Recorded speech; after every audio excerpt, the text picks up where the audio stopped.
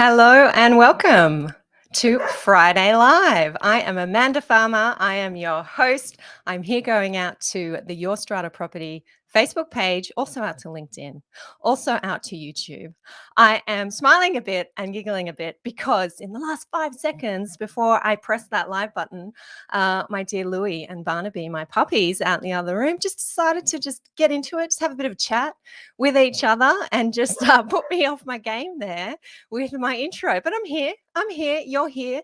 My in-laws are arriving probably right now, which is what's set the dogs off, visiting for the weekend. So hopefully everybody will be calm within the next 10 minutes or so. But I am super excited to be here. I'm certainly not calming down, just the pups are doing that. It's been a while. It has been a few weeks with Easter and school holidays and my travel schedule. We haven't had a Friday Live for a little while, so it's great to be here. And it is wonderful to see so many of you already here and raring to go. Drop me a hello here in the comments on Facebook. If you want to pop a hello in on LinkedIn, if that's where you are, or on YouTube, I will certainly come back around later and say hello to you. But right here on Facebook, these are the comments that I can see coming through at the moment. Petra is here saying, good afternoon, Amanda. Great to see you, Petra.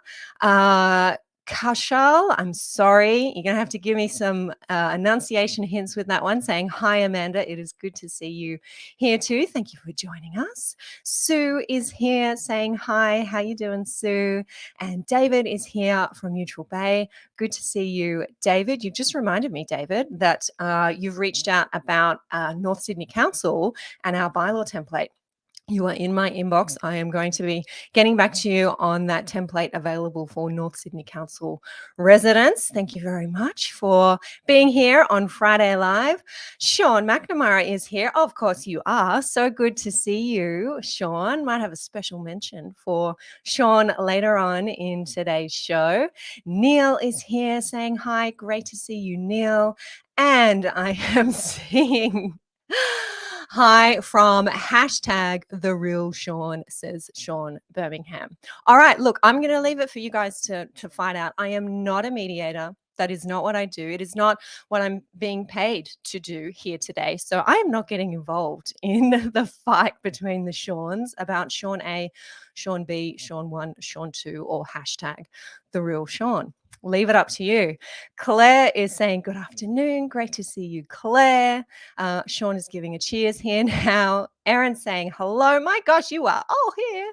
I wonder if it has something to do with what we're talking about today. Tess is here. Hey, Tess. Jen, good to see you. And you're falling off my screen now because it's not big enough because there's just lots going on. Hashtag the real Sean. Okay. That's it. Leave it to you guys. Work it out. Wonderful to be here for Friday Live. How has your week in Strata been? We have released our episode 310 of the podcast this week, and it is the second in my series of 3, what will be 3 interviews with some special people who I am calling our Strata powerhouses. Okay, some of you will have caught last week's episode with our first Strata powerhouse, Bill Coles. That was episode 309. This week, our second Strata powerhouse, Olivera Ferguson of the Strata Plus Group, episode 310. Christina is here helping me out, and she'll post those links here in the comments. Go and check out those podcast episodes if you haven't got there yet. The second of 3 Strata powerhouse interviews we have this week. I've said 3. Who will our third Strata powerhouse be? I'm not going to tell you yet. I will be telling you next week when we release that interview. The Strata powerhouses you're hearing from in this series are people who have been involved in our Strata sector for many years. They have been watching, they have been contributing to our stratosphere, growing up and growing into the $1 trillion industry that we see it is today. And these are people, as you've heard, like Bill, from family businesses, people from maybe unexpected backgrounds, like Olivera, who made the transition to Strata from the corporate world after she attended her first Strata meeting with her then boyfriend, later to be husband, David Ferguson, and said, never ever. I'm never going to get into this Strata gig because that meeting was insane. Well, indeed, she did, as you'll hear in our podcast chat.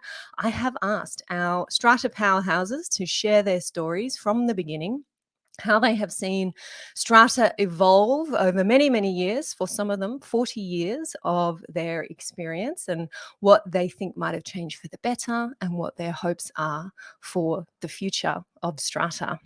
So I do have a few favorite takeaways so far from our first two Strata powerhouses. I know some of you do as well. When I chatted to Bill Coles, he referred to his motto that he has written and sitting on his desk: evolve or dissolve. And for a family business that has been successful for the last 30 to 40 years, that is definitely what Bill's cleaning company has been doing. And his daughter, he shares with us, Simone, recently taking over the helm there and bringing the company into our modern day and making sure that they are still able to service our ever evolving, ever improving buildings, which Bill talks about. He shares towards the end of the episode, make sure you listen all the way to the end, about the change of name from Colaris to Coles when his parents moved here, immigrated to Australia. And we talk about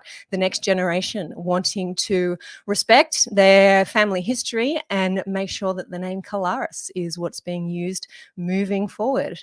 Bill also talks about his thought on residents in our apartment buildings perhaps being less tolerant as neighbors, and that being one of the difficulties with modern Strata living, as people become less tolerant of each other than perhaps they were in the past.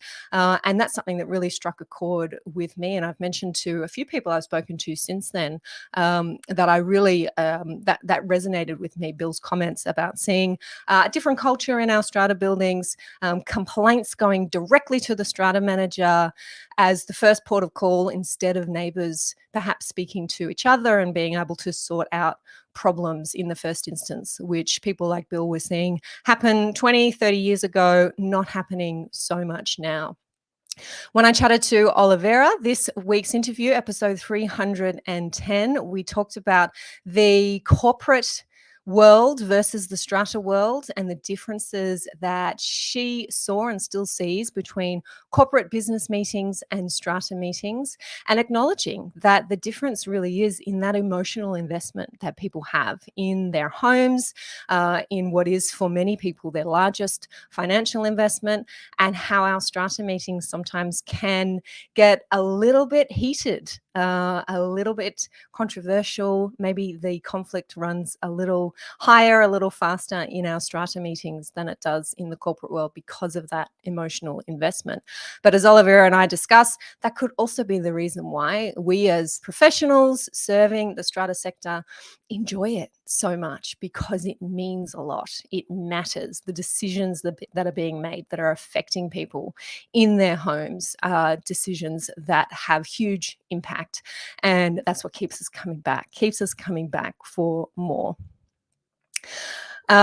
So check out those episodes, episode 309 and 310, the first two in our series of 3 Strata Powerhouse episodes. I'm seeing some discussion happening here in the comments. I'm not going to delve into the Sean's. Bill and Ben is diving in there as well. And we have our links there to the episodes. Excellent. I'll just ask you, Christina, if you don't mind, to just hold off on posting those links in LinkedIn. We'll just keep our links here on Facebook, and we can come back around to LinkedIn later on. So excellent. All righty. Now, as teased in my email this afternoon, I am going to do a deep dive into what has become a very popular post that I made to our social channels, my LinkedIn page, and also here on the Facebook page a couple of weeks ago. It is a link to an article that I found on news.com.au, and Christina is going to post the link directly to the article so you can go and check it out if you haven't seen it yet. And the article is titled "The Aussie Industry Where Bullying, Assault and Mental Health Issues Are Rife." That's the heading that's appearing on the page now. I think it might be a different heading than when I first posted it. And I might take you over, I might start first of all taking you over to the LinkedIn post where I gave a bit of a summary, and then we'll delve a bit deeper into the content of the article. And I know from what you've posted already on socials how it resonated with you. And if there are strata managers here, owners as well, I've heard from here tuning in, and you have some comments on some of the issues raised in this article that you want to share, please do. This is a safe space to do that, and let's start talking about these issues. Enough beating around the bush for now. I'm going to take you over to the summary of the article. I will just press some buttons here to make sure that that can happen. Lots of sharing to be done today. So, all right. So we may start with, oh, I think I just saw another Sean. Come on into the live. I'll come over and say hello shortly. Okay. Now, this here is my own Word document where I have cut the article and highlighted some relevant sections, or for our purposes, relevant sections that I wanted to share with you and discuss with you today. So in the comments here on Facebook, we have the link to the article itself. Go over there and check it out directly. What you're seeing here on the screen is my copy of the article, just so you don't get all the flashing and all the advertising that happens on the news.com site. And you can see here the author of the article is Sarah Sharples, and you can click through to the article and find out more about Sarah. So we're not going to go through the whole thing. You can certainly do that in your time, but I've highlighted a few key points. Fascinatingly, the real estate world. Now, Sarah's writing about real estate professionals, property managers, and sales agents she talks about. But as you'll see, there is so much here that is relevant, in my view, to strata managers. The real estate world is now classified as high risk after the Victorian Coroner's Office found that the annual suicide rate within the industry was 13 per 100,000 people. So I didn't actually pick that up the first time I read the article, but that is some serious stuff. She, Ms. Bathgate, who is a real estate agent, was a real estate agent, I think, described a culture of nonstop work, racking up over 60 hours a week and being on call 24/7 while also experiencing violence on the job.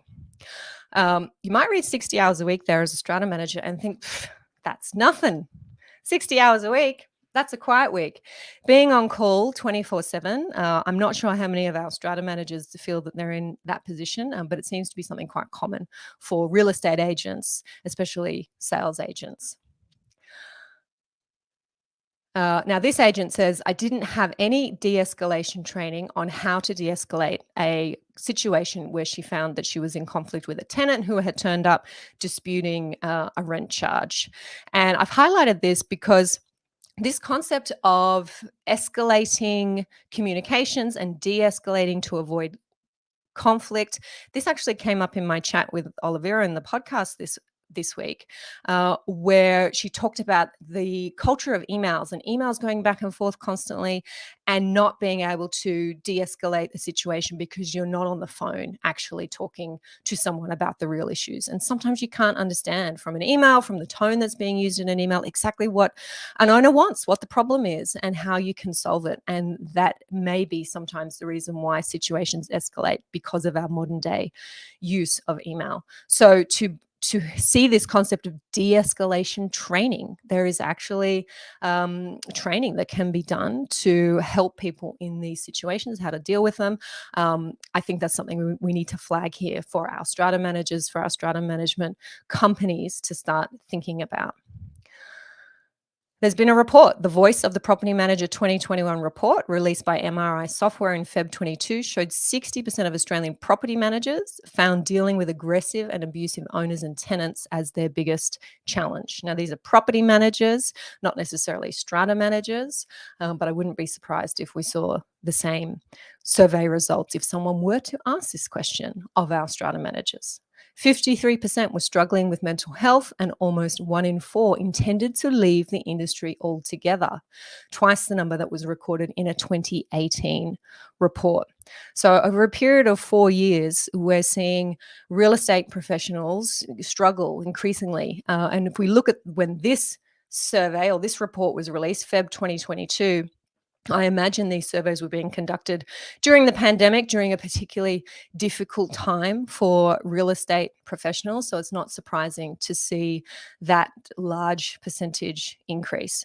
And when we're talking about people leaving the industry, that is definitely the similar data we see reflected in our strata managers as well. And I will show you where you can find some of that data, not as current as we have here, but we certainly have some data around strata managers and what they're doing when they're facing challenges in their roles. So I'm just scrolling on through. I can see a lot more of you coming on in. This is my summary of the news.com.au article. If you want to read the whole article without just having a look at my highlights, we do have the link here in the Facebook comments. Here, the agent describes a situation where a tenant during an inspection came uncomfortably close, towering over her and demanding she delete the photos she has taken.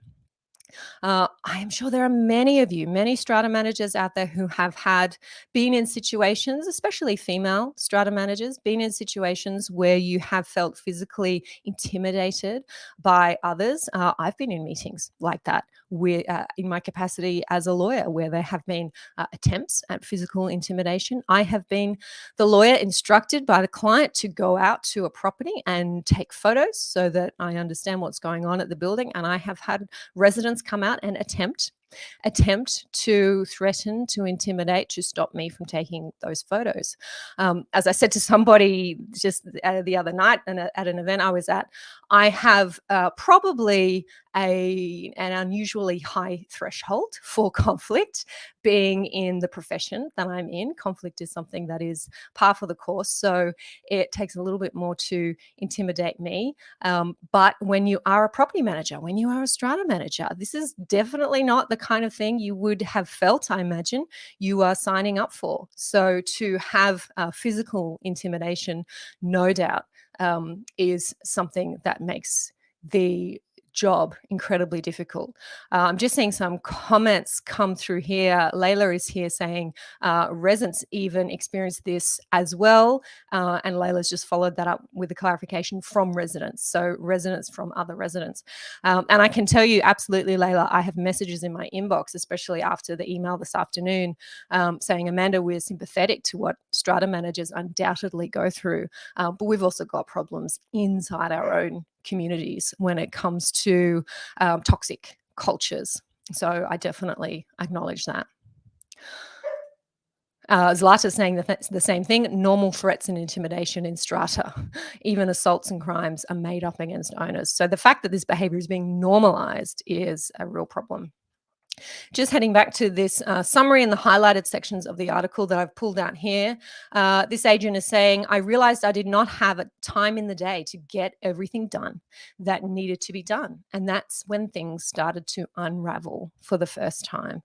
That's where I really stopped when I was reading this article and thought, I can feel the distress that is there for this agent. And I have seen strata managers in that situation. Some of you may have felt this. Some of you may have seen your colleagues going through this, where you have so many balls in the air and they start to drop one by one. Things start to unravel. We can all carry on for a period of time, but at the end of the day, it catches up with us. And that is an awful feeling when things start to unravel and you feel you're not meeting the commitments that you've made to your clients, to yourself, or to your employer.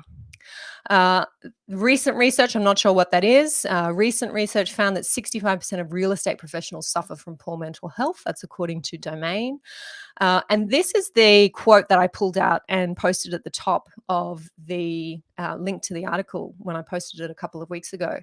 Every time the phone rang, my heart would race. Every time a new email would come into my inbox, my heart would race.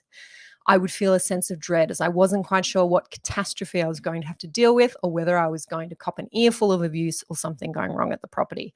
And that's the quote that you guys have responded to, saying, yes, that is how I feel. Some of you, that's how I feel from time to time. Some of you say that's how I feel all the time. In the article, property agents are having to manage 200 homes on their own, a huge workload that's impossible to keep on top of. This is my question that I've just posted in there, highlighted it in a different color so you can see it's not part of the article. How many homes are our strata managers managing? How many homes are our strata managers managing? I would like somebody to have a think about that. If you have a portfolio of a certain number of buildings, how many homes are you actually managing? Now, I have said that this is a safe space for us to have this discussion to support our strata managers. And I will ask that we refrain in our comments here on the site from naming any names, from calling out any companies. Those comments will be deleted if they are made here on the site, and a user that continues to make those comments will be blocked. Okay, so this is not a place for naming names, attempting to defame or to intimidate any particular company or any particular person. So I will just ask our moderators to keep an eye on those comments there, as I am doing. Alrighty, so how many homes? How many homes are our strata managers managing? Sean is posting here. I need to have these numbers, Sean. I was managing 900 lots in a 45 plus buildings as a strata manager. 900 lots. See, there you go. I need to be managing more homes than our property managers. Alrighty. I'm going to continue to just go to my highlighted sections of this article. This is, I believe this is, yes, an auctioneer, a male auctioneer who said that he found it hard to leave because he was doing financially very, very well. I hear this from our strata managers as well. Yes, a lot of our strata managers are on six-figure plus salaries. Yes, it is hard to leave. You find yourself trapped in a golden handcuff. It sets expectations from a lifestyle point of view at a certain level, and it's not all rosy all the time. Really important to call that out. Just scrolling down to my next highlight here. According to the Australian Bureau of Statistics, the average employee turnover rate in real estate annually is 28.3%, which is 10% higher than the national average. This figure is reflective of the figure that you will see shortly when I show you the strata manager data as well in terms of employee turnover for strata managers. Agents are calling for a change in the industry, including a better focus on mental health and training to de-escalate situations. This de-escalation training coming back up again. I'm seeing quite a few comments coming on through. I'm going to head over there very soon. If you do have a comment, an experience to share, a thought about what we're seeing here, please do share that. Please do be respectful and mindful that this is a safe space.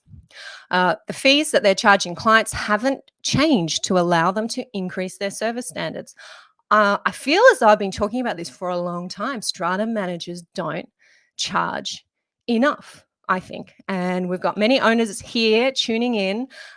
You may have a different view, but I do think for the service they're providing, many of them, the high level, the professionals, the ones who are providing good, solid service are not charging enough. And that is part of where the stress comes from. You have to do more. You have to do more in order to maintain that profit margin. The owners of companies are requiring you to do more. Property managers are burnt out with COVID, of course. There have been so many changes with the new legislation, new regulation, and new compliance. We've seen that through the pandemic. Yes, new legislation, new requirements, more people at home than ever before. But guess what? In our world of strata, we have legislation changes constantly. There always seems to be something new. It's what I tell you I'm often very excited about as a strata lawyer, but it puts immense pressure on our strata managers. We need to start charging what we're worth. That's from a property manager and real estate agent. Alrighty, so that is my highlighted summary of the article. You can read the full article by going to the news.com.au link, which we've posted here on Facebook. I'm just going to stop that share here and head over to catch up on some comments. I've shared Sean's comment, I believe, about managing 900 lots in 45 buildings as a strata manager. I like this. Sean O'Day, the third of three Seans, is here. I used to love lying in bed, says Sean, listening to the rain. Since I became a strata manager, when it rains, I run screaming to my room, grab my phone, and Google psychiatrist open near me. Oh, Sean, I'm smiling because I do that too.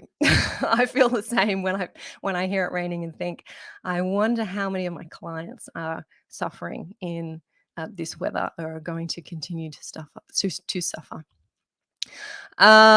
Wayne is saying, how does one remove and replace a strata manager without a hassle? Yeah, we can definitely talk about that, Wayne. And I believe I have some podcast episodes about appointing a strata manager and making that transition to a different strata manager, so the team can come back and give you some guidance there. Sean says, best thing about not doing coalface managing, as I don't care if it rains, except to make sure I have a working umbrella. That would be nice. That's very cushy there for you, Sean. Chris is over on LinkedIn. Hey, Chris, how are you? We all have those days and those clients where you get that sinking feeling when they call. You just need to remember the application from the majority that appreciate what we do. Yeah, it's so easy to focus on the complaints, isn't it? And that is a human nature thing that we do. We focus on the bad and dwell on the bad, dwell on the things that aren't working, and forget about the good and the people who we are helping and the people who are grateful for that. So thank you for sharing that. Chris, I hope you don't mind. Chris, I'm with Christopher. I'm going with Chris. Luke says industry average on buildings per strata manager was close to 80 schemes. All right, so well above this 200 homes that you may be managing, if that's the industry average. Luke, thank you for sharing that. That's important data for us to be across and to be thinking about that in terms of how many homes our strata managers are helping people with on a daily basis. All right, there's a lot here. I'm not going to be able to get through all of them because there's more than I want to show you here today. Okay, excellent. Now, that was the summary of the content of the article. If I take you back on over to my LinkedIn itself, let's select the correct option here, LinkedIn. Here we go. Let's see where we end up. Alrighty, so this is the post that I made on LinkedIn. I think it's almost about 2 weeks ago. And you'll see here I mentioned I pulled out this quote, which I thought just articulated so well what some of you may be feeling. And I've said here, I would have loved to see the daily burdens of our strata managers recognized in this article as well. So lots of views on that. You can see lots of reaction to that, as we call it. And here's some comments that I wanted to share with you. Harish says, agreed. The work culture in our strata industry certainly needs to improve. Companies are starting to make positive changes and promote a better work-life balance, managing client expectations, portfolio workload, after-hours meetings, and prioritizing mental health and well-being in the workplace is key. So lots of support there for Harish's comment. Thank you for posting that one. Glenn is saying it comes back to those in the industry setting standards and putting people first. Too many strata companies don't, I think that is, put people first and are happy to churn and burn people, which just contributes further to the issue. Now, I'm reading these out because this concept of people and prioritizing your people and being focused on the health and well-being of your people keeps coming up. And it comes up from those of you who are on the ground working in and managing companies, and it comes up in the data, the research, and the formal recommendations that we see. And I'll take you over to some of those soon.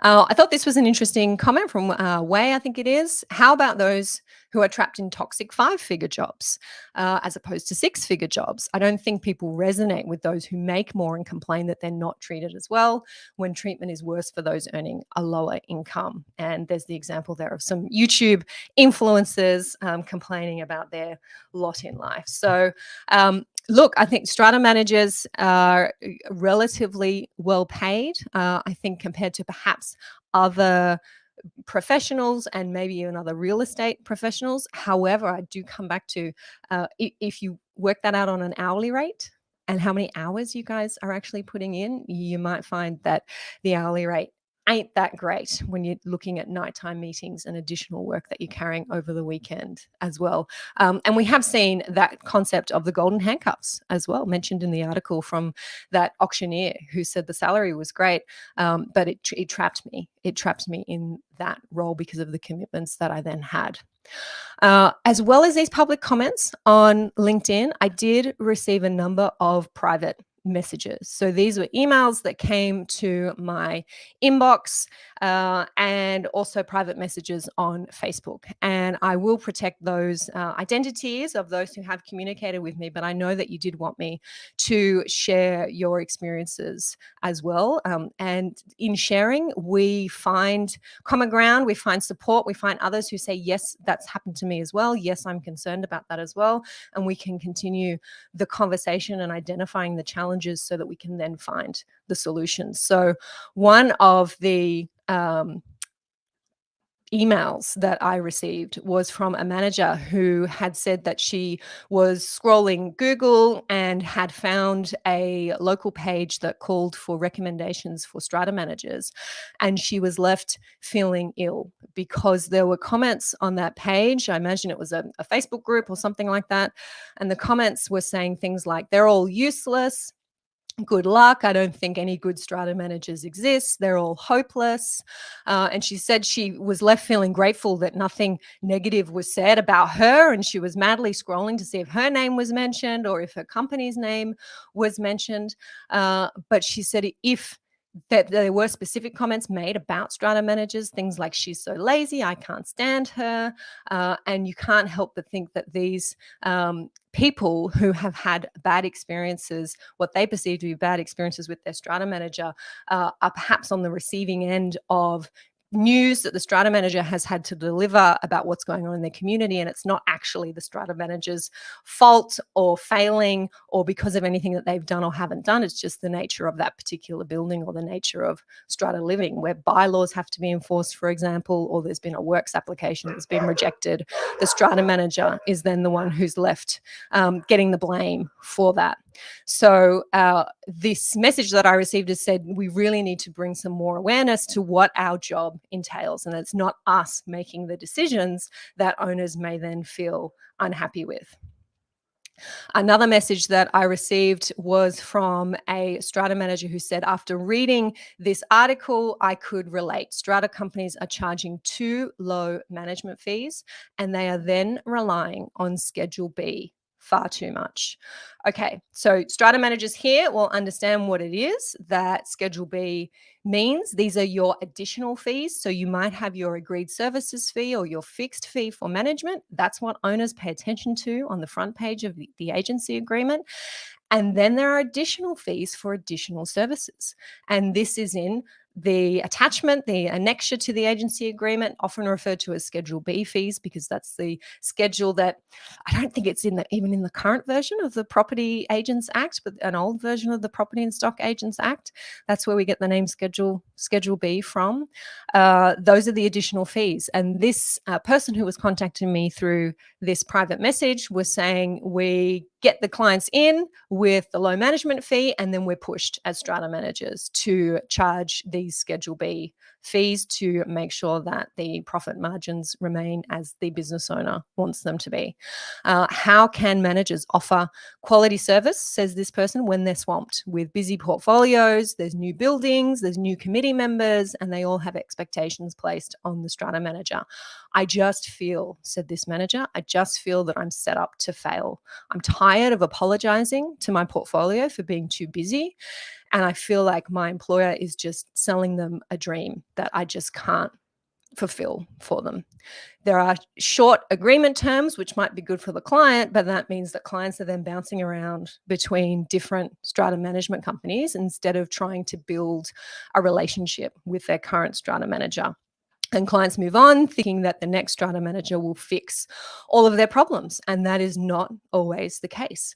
I fear, said this strata manager, that this industry is volume based rather than quality based.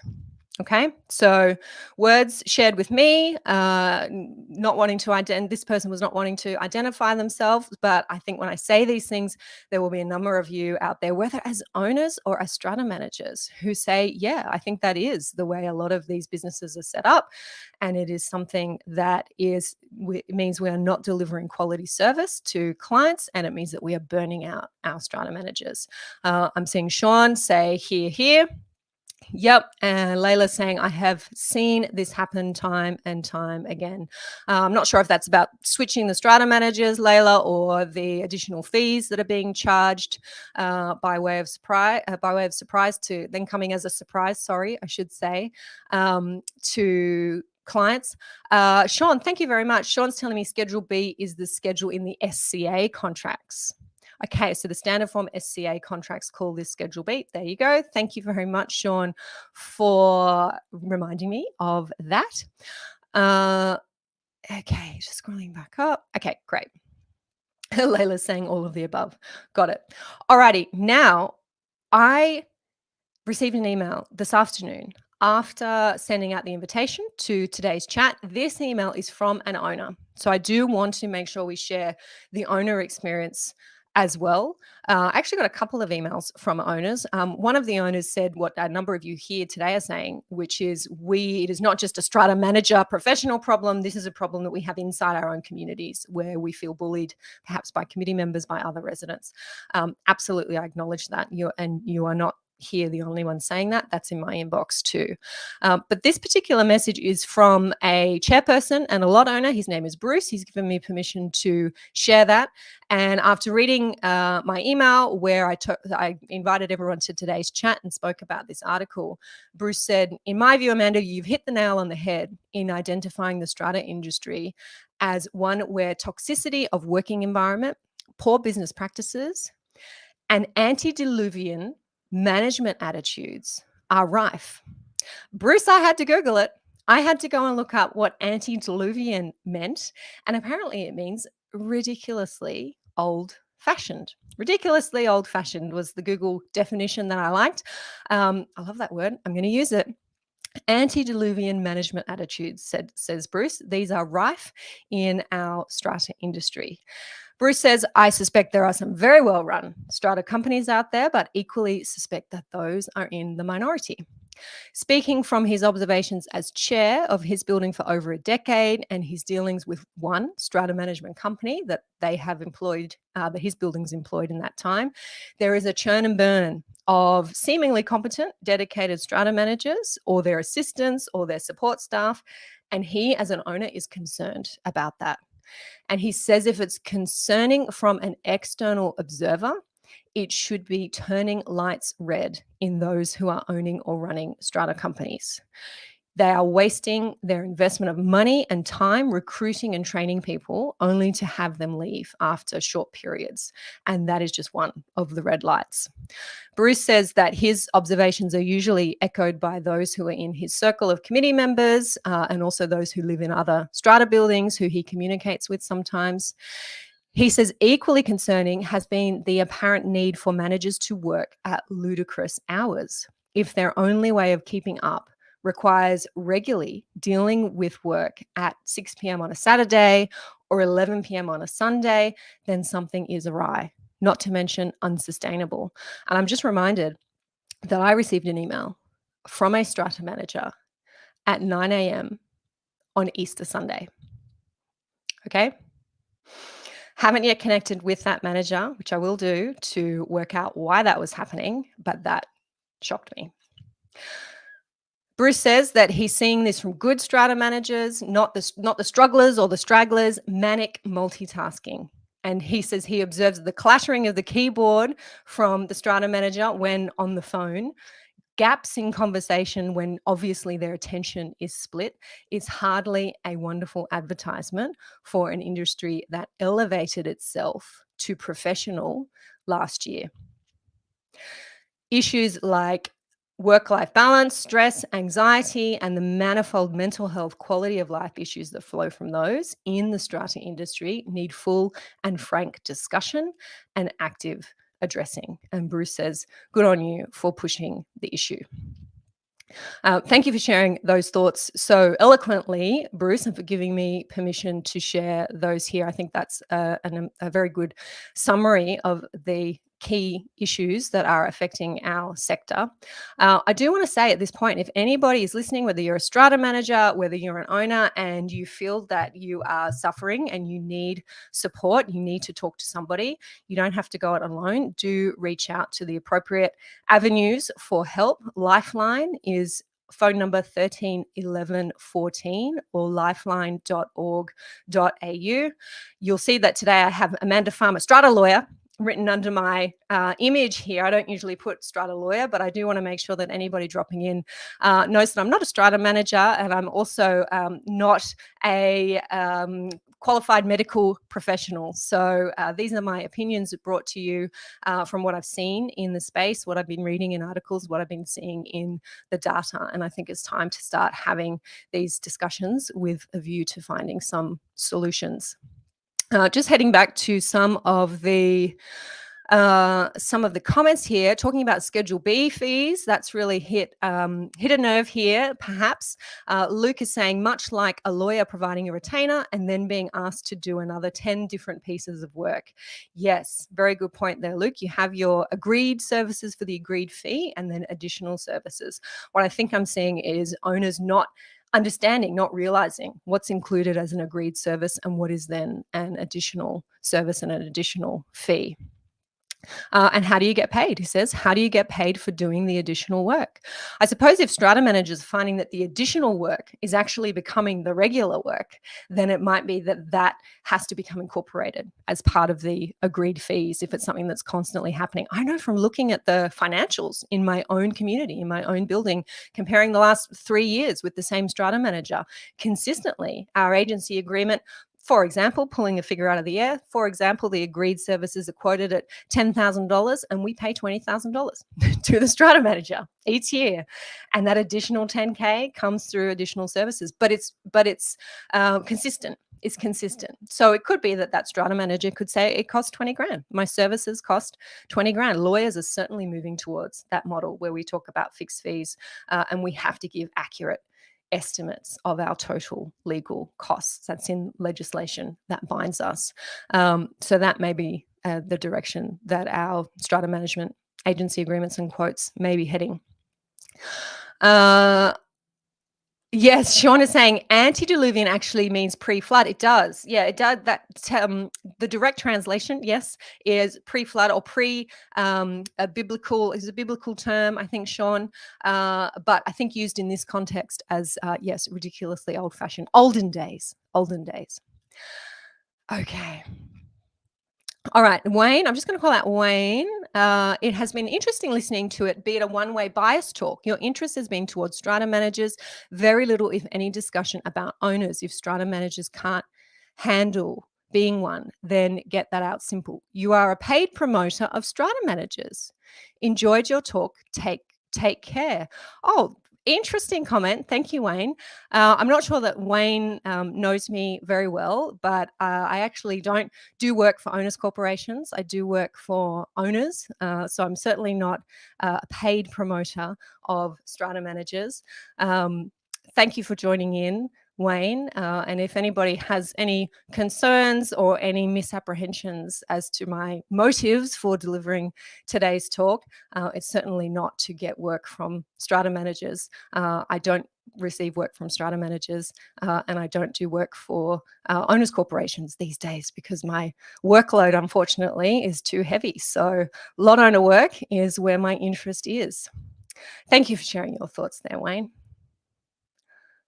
Okay, we're still talking about antediluvian here in the comments. Okay, still going on. All right. These comments are getting long here, guys. I do want to I do want to include everybody. Neil is saying, agree with everything Bruce says. You have to look for good managers, not necessarily good companies. Yeah, I have been chair of 3 different strata schemes over the last 10 years and have had a lot of stress. I don't know many committee members or office holders in different buildings who enjoy the amount of work. We have no executive powers, but a lot of responsibility. Yep, good point, Neil. Thank you for sharing that. Alrighty, so I've told you that I want to take you over to some data that we have specific to our strata managers and how it is that we might be able to, if we can recognize this problem, how it is that we might be able to solve this problem. So I'm going to take you over to that now, if I can just hit the right buttons. Now, this is my summary drawn from the 2019 Macquarie Strata benchmarking report, which some of you will be familiar with. We do have a link to the full report. Please do go and check it out. This is just my summary that I have put together, again, in a separate Word document. Just while I bring it up here, one moment, please. Make sure I'm sharing the right thing. Okay. Alrighty, I'm not sure that I've got that one actually. Let's do it this way. All right, I'll take you over to the report itself.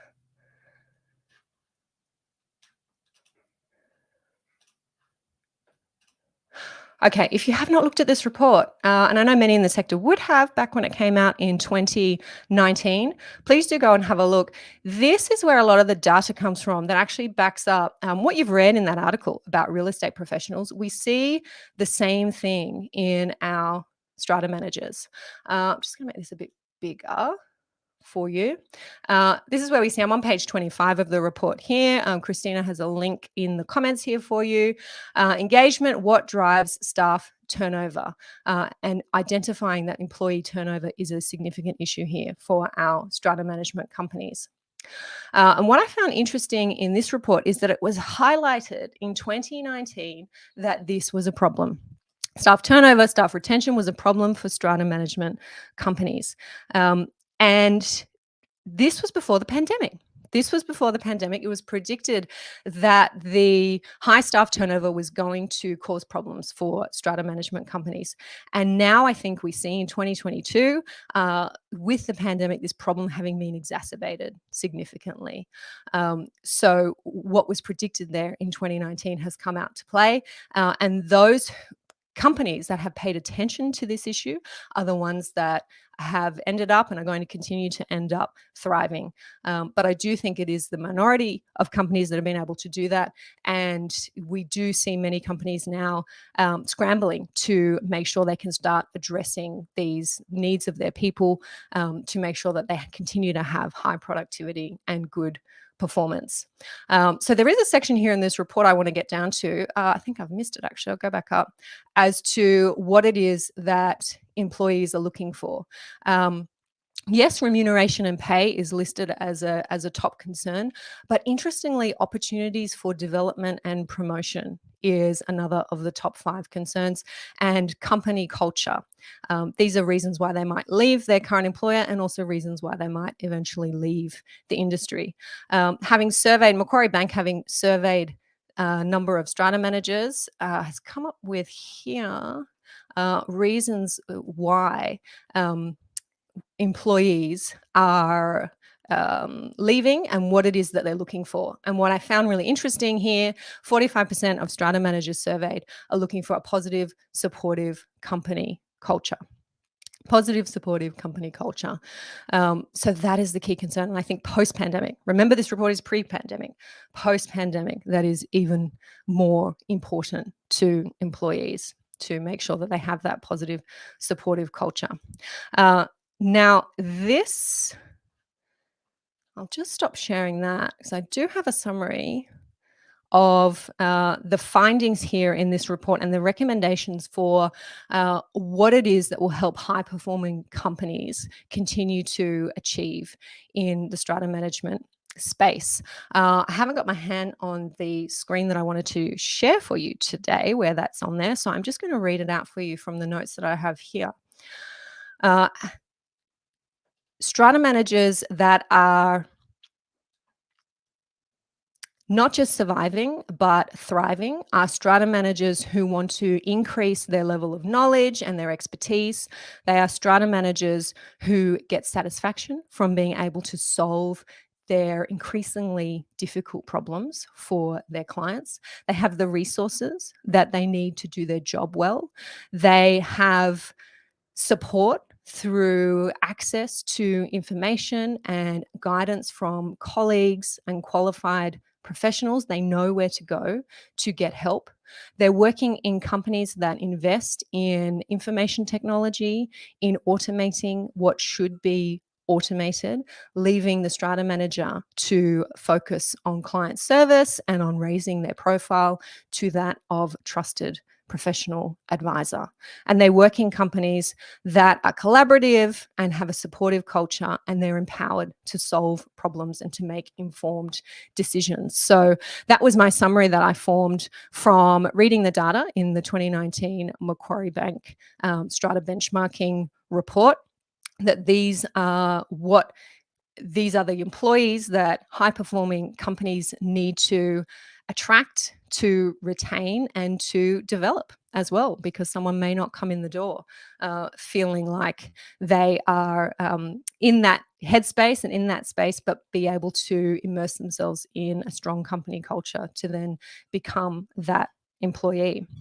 So just the start of an important discussion about the mental health, the well-being of our strata managers.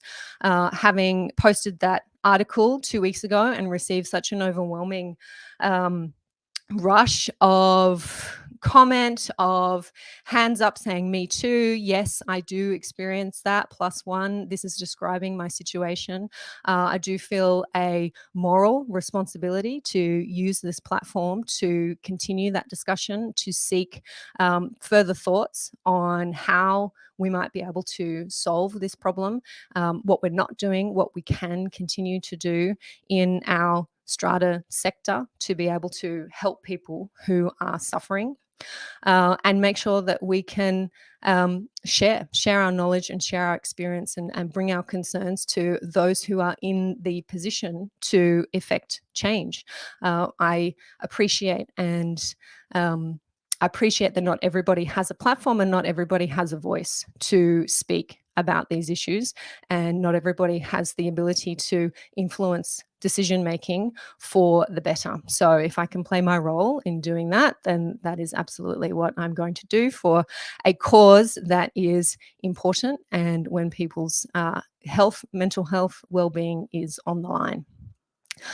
Alrighty, so a few more comments coming in. We've had a busy old chat box here today.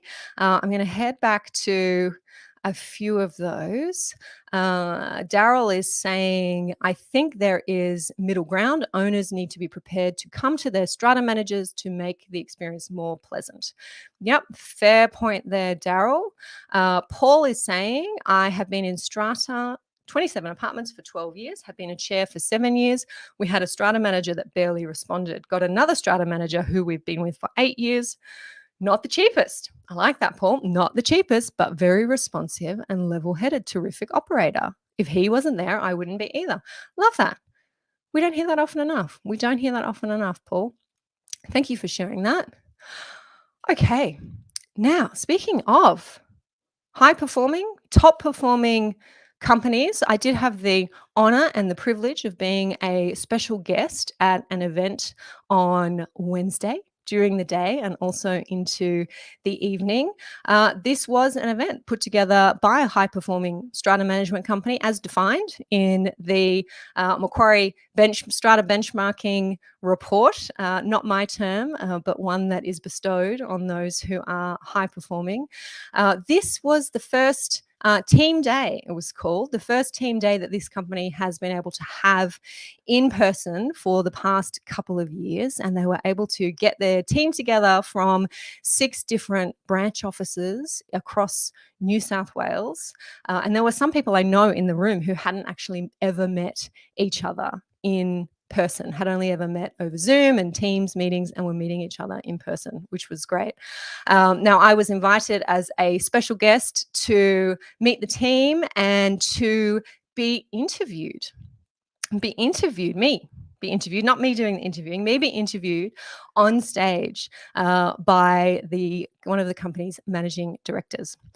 Who is this company? This company is Strata Plus. And I spent part of the day and the evening with the Strata Plus team. I was interviewed on stage by Olivera Ferguson in what she called a role reversal, me having interviewed Olivera during the day. And it was timely then that we were having that chat in the week that I was releasing the podcast. And Olivera asked me many of the same questions that I asked her. What brought you to Strata? When did you start? What do you think has changed for the better? What do you think has changed for the worse in your years in working in the Strata business? A few questions from the floor, from managers who had some Strata questions talking about pets and bylaws. Also a question about whether I would, what I thought about professionals who say they would never live in Strata, Strata lawyers who say they'd never live in Strata, Strata managers who say they'd never live in Strata, and what my thoughts were on that. So it was a lot of fun. It was great to be there with the Strata Plus team, and it was quite an honor to be invited to share that day with them. We have a couple of the Strata Plus team I know here, at least a couple, probably more, here tuning in. So hello to 2 of the 3 Seans, and the 3rd Sean, look out. I think they're coming for you. Over dinner, we heard from Anthony Mundine, former professional boxer and rugby league footballer. His business partner, Gosh Dale, was also there in attendance, and they spoke about their company, MGM Building Maintenance, which was founded to promote Indigenous employment opportunities. So that was very interesting hearing from them and what they're doing there for young Indigenous people. And it was good to put names to faces. I always like to meet those who are here on the live, constantly supporting and contributing to our live chats. Put faces to names, I should say, really. I see your names here, but I don't see your faces, of course. So putting faces to names was very enjoyable. And there are photos to come. Okay, so I will share some photos from the day when I get my hot hands on those. And I congratulate the Strata Plus team for putting on a great day. And just for anyone who may be a dissenter or a detractor here today, I know we've got all types. No, I have not been paid. I have not been paid for that appearance or for making that comment. That is simply made from my heart and from my respect for the people who have put that day together. And it is with gratefulness and graciousness that I say thank you for my opportunity to be there. Alrighty. Thank you very much, everybody. I've done a lot of talking today. Thank you for the opportunity to share my thoughts, that information, important information, I think, with you here today, and for tuning in on this Friday afternoon. I will certainly be catching you next time. Yeah, kisses today. Kisses. See you next time. Bye-bye.